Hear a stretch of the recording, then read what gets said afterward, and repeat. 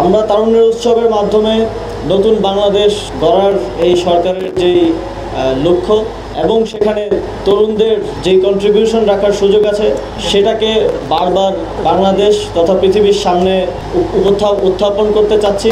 আপনারা জানেন জুলাই গণঅভ্যুত্থানে তরুণরাই এই গণঅভ্যুত্থানের চালিকা শক্তি ছিল এবং গণঅভ্যুত্থান পরবর্তী বাংলাদেশ বিনির্মাণে এখন পর্যন্ত সবচেয়ে বেশি অবদান রেখে যাচ্ছে তরুণরা।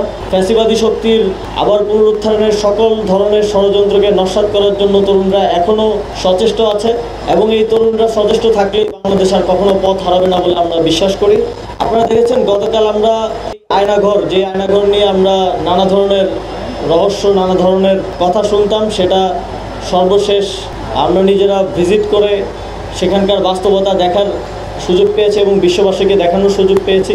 আমিও 4 দিনের জন্য সেখানে ছিলাম, কিন্তু আমি জানতাম না যে আসলে আমি সেখানে ছিলাম কিনা, কারণ সেখানে শুধুমাত্র রুমের ভেতর ছাড়া আর কোথাও আমার চোখ খোলা হয়নি। আপনারা দেখেছেন যখন পুরো বিশ্ববাসী আয়নাঘর দেখলো তারপরেও ফ্যাসিবাদী শক্তি সেটা অস্বীকার করার মতো নির্লজ্জ অবস্থান নিচ্ছে, কিন্তু সেটা করে আসলে কোনো লাভ হবে না, কারণ ইতিমধ্যেই জুলাই গণঅভ্যুত্থানে এবং এই আয়নাঘরও ইন্টারন্যাশনাল ডকুমেন্টেড এবং প্রকাশিত হবে।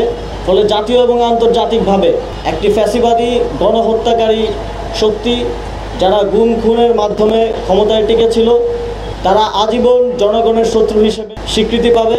দেখেছেন জুলাই গণঅভ্যুত্থানের পর হাজার সংকট সমস্যা এবং নানা ধরনের উত্থান পতনের মধ্য দিয়ে বাংলাদেশ গেছে, তবে এই সময়ে বাংলাদেশের সঠিক পথে থাকা এবং আজকের অবস্থানে আসার পেছনে আমাদের সকলের ঐক্য একটা গুরুত্বপূর্ণ ভূমিকা পালন করেছে এবং আমি বিশ্বাস করি এই ঐক্যের শক্তিতেই আমরা যেই নতুন বাংলাদেশ গড়ার স্বপ্ন দেখছি সেই স্বপ্ন বাস্তবায়ন সম্ভব।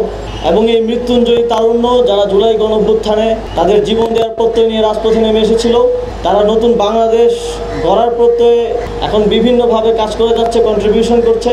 এই তারুণ্য যতদিন সঠিক পথে থাকবে আমরা একটি আদর্শ বাংলাদেশ গড়ার ক্ষেত্রে আশাবাদী এবং এদেশের জনগণ দীর্ঘমেয়াদী এই গণঅভ্যুত্থানের সুফল ভোগ করতে পারবে বলে বিশ্বাস করি।